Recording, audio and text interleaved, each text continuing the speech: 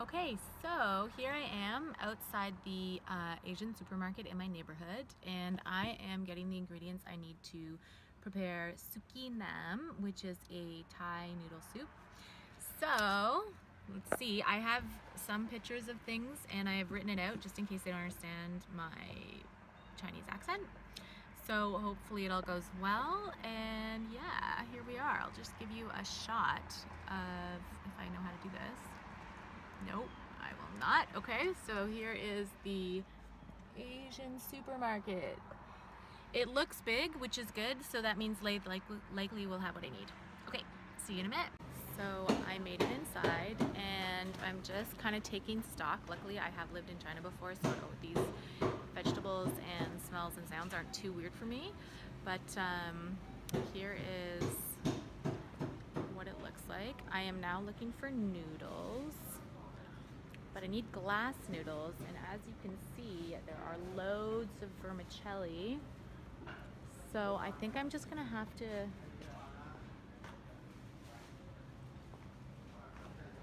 go on a hunt for what looks the best. So I'm still hunting. I have a few things in my basket. I'll go through all the ingredients when I get home and let you know what I'm cooking with. And so yeah, we'll just keep on going. So I'm back from the grocery store. I picked up some of the things we need. So I've got Thai chilies, fresh limes. The recipe calls for shiitake mushrooms, but I actually prefer these enoki mushrooms. They taste almost like noodles, and they're nice. They add a nice sort of like texture to the meal.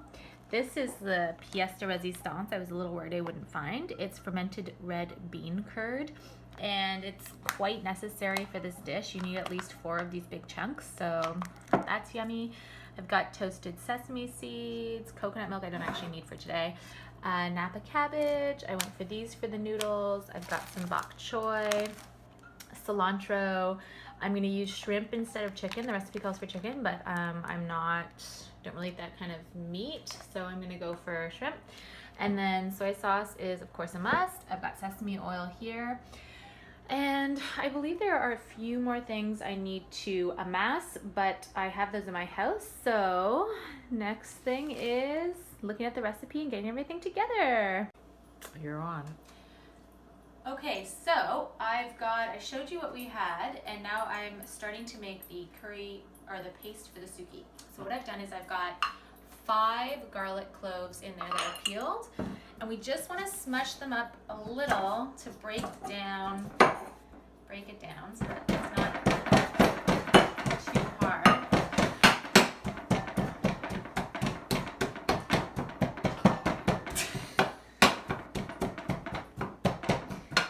There we go. Sorry, you'll have to excuse my videographer. She's never seen this before. Now we're gonna add 2 Thai chilies for heat, but you might want to add less, and if there's kids you don't have to add any, but we just smush those all around. Now this too is probably going to be not super hot, but will have some heat to it. So you can see I haven't really done much melding around yet, but it's started. I'm now going to add a spoonful of sugar, or a teaspoon of sugar, just to help with the friction, because that helps to keep everything smooth. So there we go.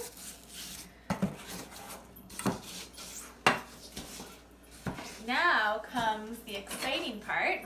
I get to add my red bean curds. So if I just go and grab something from over here, I'll bring out this recipe calls for 4 red bean curds. Bean curds are a little funny looking, kind of looks like tofu, and it doesn't smell that great, but it is a very important part of the process. So we'll add 4 curds, and then we'll add a little juice after for flavor. This is going to be good. So get a good mix on that. And then we'll check back in a minute. Okay, so I've got a pot of water with just some chicken stock. Now, she did specify unsalted. I wasn't able to find unsalted chicken stock at the Asian food market, so we're gonna just do salted. I've cut up the Napa cabbage, and the instructions say this soup, while there are noodles in it, is primarily a vegetable soup. So you want lots and lots of vegetables. The vegetables will wilt, so be liberal. I've cut up some bok choy, and so that's in there. And then I'm gonna throw in we had a mushroom that we needed to eat, so I'll put in that. And I've got the enoki mushrooms as well. These don't take long to cook, but actually the beauty of this meal is that none of it takes that long to cook. So once you've got all the ingredients measured out, you are pretty much good to go. Now I'm just going to come over here and make sure that it's all sort of cooking together. And again, like, I might add more as time goes on, but you can see that right now it's just a beautiful sort of bowl of heartwarming greenery and goodness. So check back in a minute. So here I've got, what I'm gonna do is just distribute the greenery into these bowls and keep the water that we have cooked the vegetables in to cook the shrimp. So this water is eventually going to actually be our broth. So by letting all the flavors sort of leach out into the water of the vegetables and the meat and the noodles and stuff, we are actually forming a very tasty broth. So I'm gonna just turn up my water a little bit and add my shrimp. So now the shrimp has been marinating in soy sauce and sesame oil for about half an hour. So I'm just gonna pop it in there. There we go. So again, that will transfer over to the broth. And once the water's sort of got a boil, I will add my egg so that the egg will kind of poach in with the water. So we'll just leave that for a few minutes and wait. Okay, so if you come take a look over here, I've added the egg and the shrimp. So the egg is literally just cooked in with the sauce, and the shrimp is cooked as well. So here I've got the sauce that we're going to use. So I'm gonna turn this down and just spoon the egg and shrimp and broth into our vegetable dish.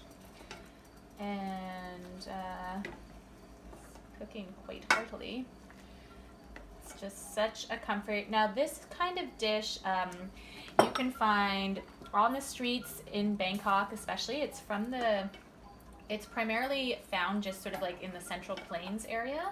So you wouldn't really see it up north or in the south, but it is a common street food dish. So very popular among Thai people and foreigners alike.